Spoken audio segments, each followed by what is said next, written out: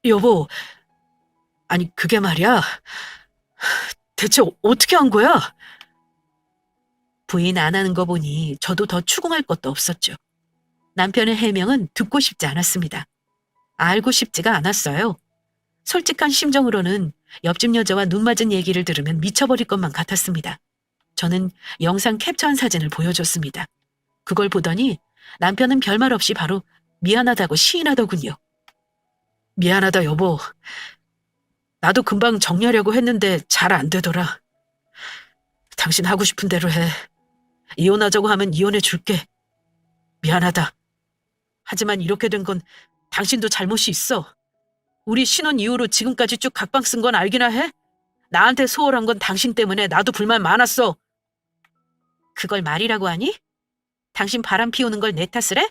이 못난 인간아? 너 대체 언제부터 옆집 년이랑 놀아난 거야? 언제까지 나 속이려고 했냐고! 이때 현실적인 걸 판단하고 대처할 걸 생각했어야 했는데 남편 입에서 미안하다는 말이 나오는 그 순간 저는 정신줄을 놓고 말았습니다. 손에 잡히는 대로 남편에게 집어던지며 소리를 질렀고 분이 안 풀렸던 저는 옆집으로 달려가 문을 두드렸습니다. 남편은 혼비백산하면서 저를 뜯어말렸지만 화난 사람을 어찌 감당하겠어요? 신발도 신지 않은 채 뛰쳐나가 소리를 지르며 옆집 문을 두드렸더니 그 집 남편이 나오더라고요. 대체 무슨 일인데 이 시간에 문을 두드리세요? 영문을 모른 채 묻는데 그 집 남편도 참 딱하다는 생각이 들더라고요. 나 누군지 알죠? 당신 옆집에 사는 사람인데요. 댁한테 할 말 없고요. 당신 와이프 당장 나오라고 하세요. 지금 집에 있죠? 우리 와이프는 왜 찾으시는 건데요? 저한테 말씀하세요. 옆집 남자는 저를 잔뜩 경계하며 제정신이 아닌 저를 이상하게 쳐다보더군요. 더 말할 것도 없이 핸드폰의 증거물을 보여줬습니다. 저요. 굳이 말로 할 필요 없이 이거 한번 보시라고요.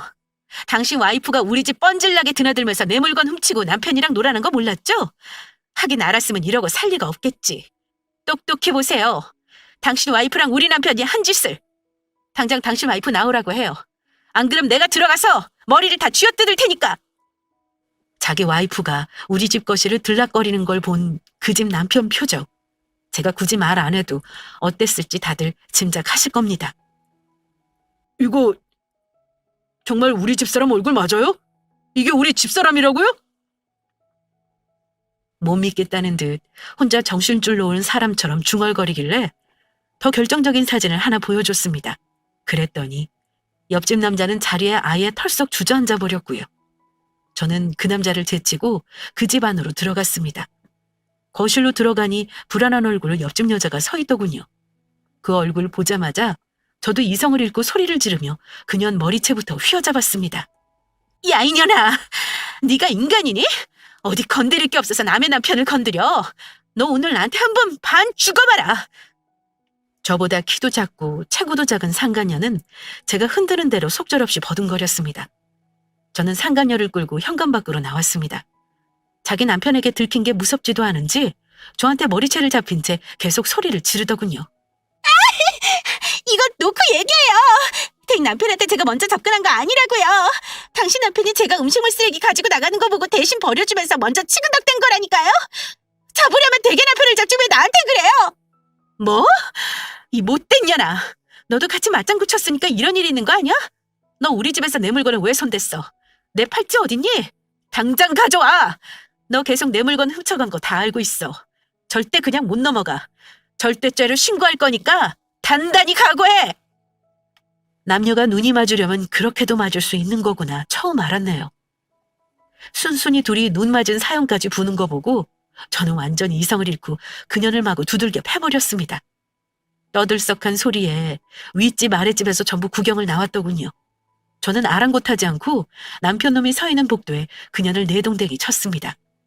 상간녀 남편은 말릴 생각도 하지 않았고 어쩔 줄 모르고 서 있는 우리 남편 얼굴에 주먹을 날렸습니다. 야, 건드릴 게 없어서 남의 부인을 건드려? 내가 오늘 너 죽이고 만다! 그 순간 퍽 소리가 나는가 싶더니 동시에 남편 놈이 뒤로 나동거라지더군요. 내 손으로 때린 것도 아니건만 어찌나 속이 시원하던지요. 남편이 얻어맞은 거 보고 나서 제가 먼저 입을 열었습니다. 둘 다 본인들이 한 짓에 책임은 져야 할 거다. 앞으로 내가 무슨 일을 하건 다 니들이 자초한 건 줄이나 알아. 여보, 대체 뭘 어쩔 건데 그래. 그냥 이혼해 달라면 이혼해 줄게. 당신 마음대로 하라니까. 누구 좋으라고 순순히 이혼을 해? 너 개털 만들고 전년도 다시는 얼굴 못 들고 다니게 만들어줄까? 너 학교 선생이랬지? 내가 너 학교 잘리게 만들어줄까? 그 집 남편도 열받았는지 남편 놈에게 이러더군요. 남의 여자 건드렸으면 그만한 대가는 치러야지. 나 너 소송 걸어서 위자료 받아낼 거니까 알아서 해. 오늘 맞은 거 폭행이니 뭐니 어디 한번 신고하기만 해봐. 내가 몇 대 때리는 걸로 절대 안 끝내. 남편과 상간녀는 자포자기한 듯 망연자실한 얼굴이었습니다. 이번엔 그 집 남편이 자기 부인 머리채를 잡고 집 안으로 들어가 버리더군요. 아마 그 집도 우리 집처럼 풍비박산이 나겠죠. 저는 시어머니에게 바로 이 사실을 알렸고 남편을 시댁으로 쫓아냈습니다. 전 어떤 경우에도 바람은 용납할 수 없는 사람이라 같이 살 이유는 더 없었습니다. 시어머니는 놀라서 한달음에 달려오셔서 저를 달래셨는데요. 웃긴 게 뭔 줄 아세요? 초록은 동색, 가재는 개편이라는 말이 딱 맞더라고요. 아무리 며느리를 예뻐한다고는 하나 결정적인 순간에는 아들이 피해 입은 걸 못 견뎌 하셨습니다. 이 아가, 내가 이런 말하는 거 지금 네 귀에 안 들어올까라는 거 안다. 그렇지만 무조건 이혼하는 게 능사겠니? 내가 그놈은 아주 단단히 혼내서 이번에 버르장머리를 고쳐놓을 테니까 네가 한 번만 용서해줘. 막말로 남자들은 한 번씩은 한눈 팔기도 하고 그래. 당분간 그놈은 우리 집에서 지내라고 할 테니까 너 마음 추스르면 연락 타오. 네? 어머니는 사위가 바람을 피우면 딸한테 지금처럼 말씀하실 수 있겠어요? 그런 말 하시려면 돌아가세요. 저 어차피 그 인간하고 이혼하면 어머니하고 볼 일 없으니까요. 그래도 어머니가 저한테 잘해주신 거 생각해서 이쯤에서 끝내는 줄이나 아시고요. 저한테 그래도 남편이 뉘우치면 용서하라는 말씀을 하시길래 그 자리에서 바로 어머니와도 절연하겠다 선언했습니다. 어차피 그 인간이랑 이혼하면 더 이상 보고 살 사이도 아니니까요. 그 난리통이 있고 나서 동네방네 소문이 났는지는 모르겠습니다. 하지만 저는 그대로 곱게 넘어갈 생각은 절대 없었습니다. 그런데 요즘은 회사에다가 알리면 명예훼손이니 뭐니 역고소를 당하기도 한다더라고요. 누구는 아파트 카페나 지역 커뮤니티 신상을 까라고 하던데 그렇게 하면 제 신상도 밝혀질 테니 그런 건 싫었습니다. 어느 동네에는 상간녀 현수막건 사람도 있던데 참 대단하다는 말밖에는 안 나오네요.